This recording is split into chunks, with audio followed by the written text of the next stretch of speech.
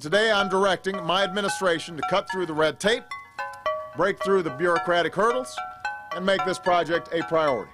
The decision on whether or not to actually build the proposed Keystone Pipeline is one of the most important economic and environmental choices President Obama faces during the first few months of his second term. Here's what you need to know.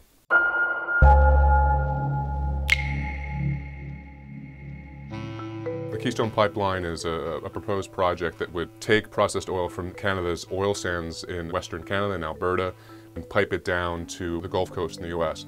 By building the pipeline, you would enable the U.S. to greatly increase the amount of that oil sands crude it would bring into the United States. It would boost North American oil production, probably lower the price of oil as well.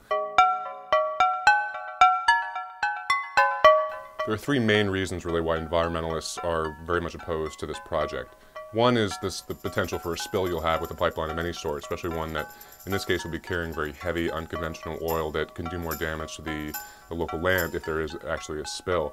But the much bigger issue really is what this means for the development of the oil sands in Canada.